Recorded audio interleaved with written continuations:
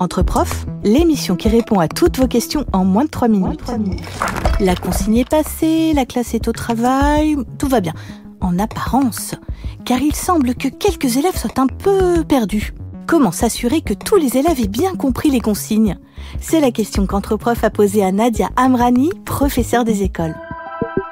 Pour s'assurer que tous les élèves comprennent bien les consignes, je réfléchis tout d'abord à la consigne dès le travail de préparation en classe. Elle doit être en lien avec l'objectif que je fixe dans la tâche et ça doit surtout être une consigne claire et courte.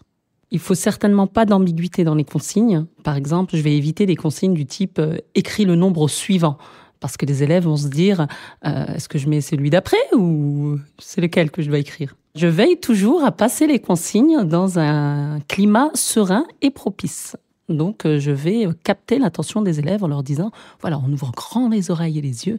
Je vais vous passer la consigne, on va expliquer ce qu'il faut faire. Par exemple, pour les élèves à besoins éducatifs particuliers, je peux les soutenir aussi en mettant un petit geste. Je vais lever la main pour leur dire qu'à ce moment-là, il faut qu'ils soient attentifs et qu'ils doivent écouter pour pouvoir comprendre la tâche qui leur est demandée par la suite.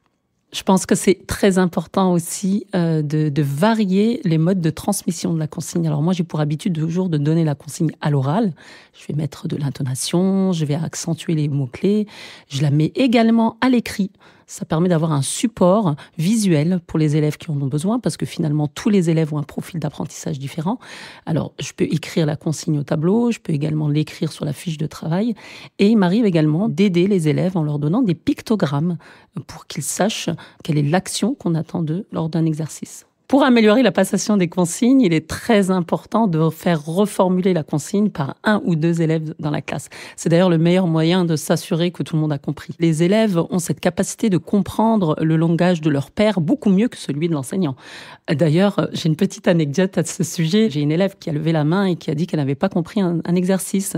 Donc, je fais un arrêt, un retour au collectif et je demande aux autres élèves qui peut lui expliquer. Et donc, on a une élève volontaire qui lui a donné des explications qui, pour ma part, étaient complètement confuses. Je reviens vers l'élève en question et je lui dis « Alors, tu as compris ?» Elle me dit « Oui ». Alors, j'ai été un petit peu dubitative, mais je l'ai laissé faire. Et en tournant dans les rangs, je me suis rendu compte qu'elle avait fait son exercice et que tout était correct. Alors, un petit bonus pour les collègues qui ont envie de se lancer dans une classe coopérative. Pour ma part, dans ma classe, j'ai instauré des tuteurs de consignes dans chaque îlot.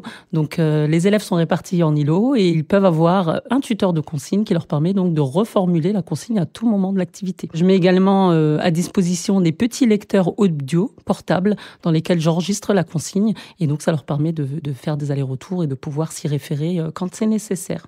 Voilà. Et toujours cette petite boîte de pictogrammes qui est en libre service dans la classe. Pour conclure, je dirais que c'est très important de travailler ces consignes parce que ça évite des malentendus, ça évite de perdre du temps et des interruptions dans les apprentissages. Entre profs, c'est déjà fini. On espère que ça vous a plu. Vous avez envie que ça continue ? Vous aussi, vous voulez nous soumettre une question ? Contactez-nous grâce au lien qui se trouve dans le descriptif de l'épisode. Et retrouvez tous les épisodes extra classe sur vos plateformes de podcast préférées. Une production Réseau Canopé 2025. Extra classe.